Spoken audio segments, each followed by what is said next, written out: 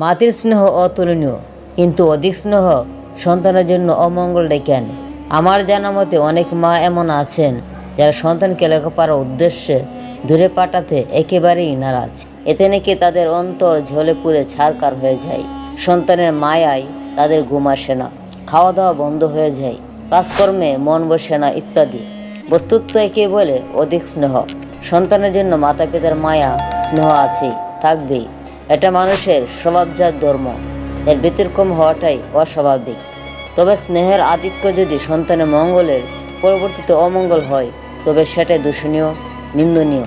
সন্তান বড় হলে তাকে এলেমেদিন তথা ধর্মীয় জ্ঞান অর্জনের জন্য প্রয়োজনে দূরে পাঠাতে হবে। এতে যদি পিতামাতার কষ্টও হয়, তবুও দিনের খাতিরে সন্তানের মঙ্গলের দিকে লক্ষ্য করে তা অবশ্যই বরদাস্ত করতে হবে।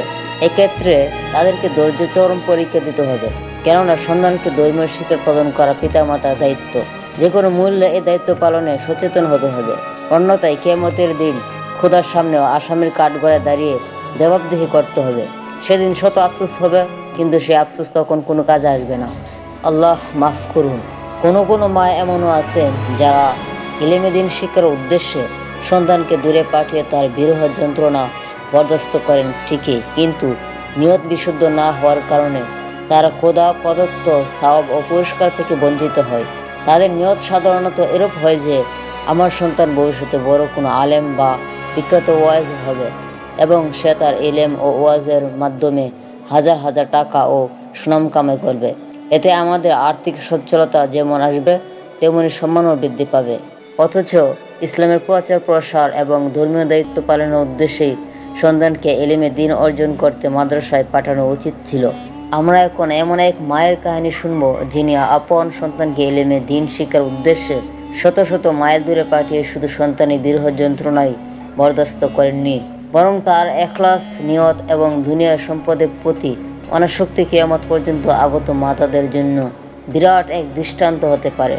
প্রসিদ্ধ 4 ইমামের একজন হলেন ইমাম শাফি রাদিয়াল্লাহু আনহু।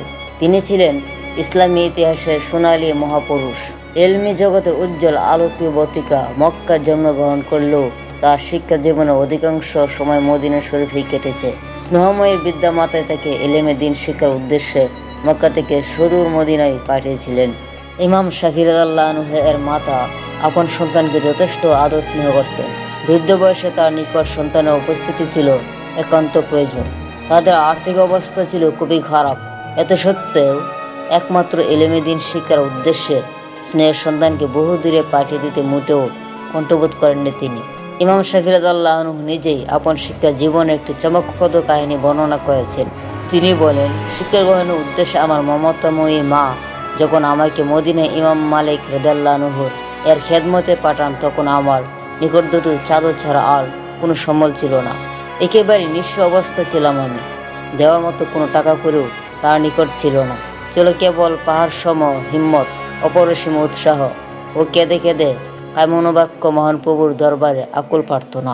আজ বেশ ক বছর যাবৎ আমি ইমাম মালিক রাদিয়াল্লাহু আনহুর এর দরবারে ইলমে দ্বীন অধ্যয়ন করছি। নিয়মতান্ত্রিক শিক্ষা গ্রহণ শেষ করার পরও আরও অধিক জ্ঞান অর্জনের জন্য আমি তার নিকট ইলমে দ্বীনের চর্চা ও অনুশীলন চালিয়ে যাচ্ছিলাম। কিন্তু হঠাৎ একদিন সেই পাড়াগাঁয়ের এক ঝুপড়ির মাঝে রেখে আসা সহায় সম্বলহীন মায়ের স্মরণ আমাকে খুবই ব্যাকুল করে তুলল।